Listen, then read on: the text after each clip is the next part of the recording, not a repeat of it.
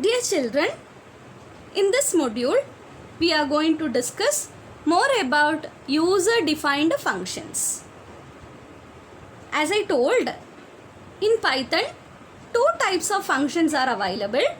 One is built-in function that we will discuss later in this chapter. In this module, we are going to discuss user-defined function. A function is a set of statements that performs a specific task. A common structuring elements that allows you to use a piece of code repeatedly in different part of a program. Functions are also known as subroutine, methods, procedure or subprogram. Now, let me discuss how to give or how to define a function. Look at the syntax given. This is the syntax to create user-defined function. Here, def, D-E-F is a keyword. We should have to write it is in small letter only. Then, function name.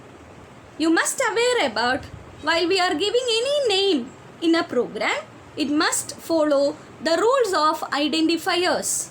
What are the rules of identifiers? It should begin with a letter or underscore. It should not have any digit as its beginning letter. It should not contain any symbol and there is no white space. It should not be a keyword. All these rules have to be recognized and remembered while you are naming a function, because the function name is the desire of the programmer only. Then the next one is comma separated list of arguments or parameters. The header of the user defined function terminates with a colon. Then set of statements we can include by giving indentations. My dear children, the whole set is known as function definition.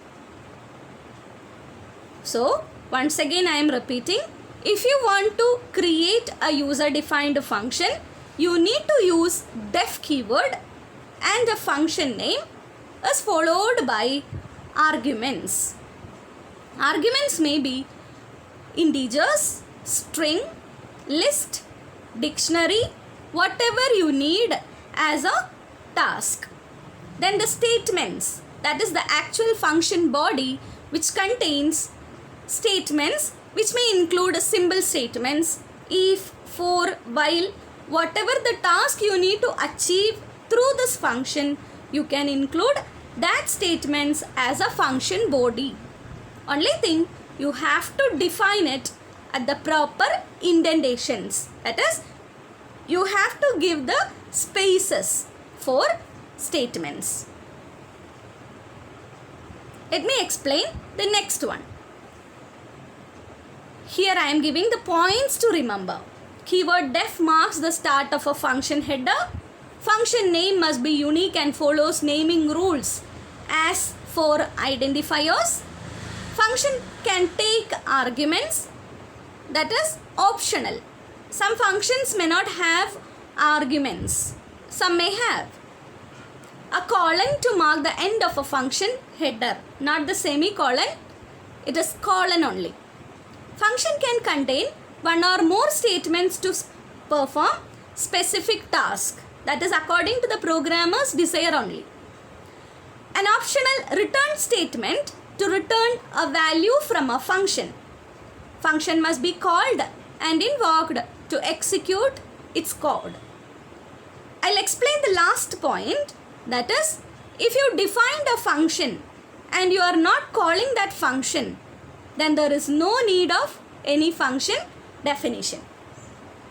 That is, if you cooked a food and you are not inviting anybody to eat, it is like if you defined a function and you are not invoking that function for execution. My dear children, while you are defining a function that has to be executed or invoked at the proper time, at the proper place. My dear children, let me conclude this session. Further detailing will be in the upcoming modules. Thank you.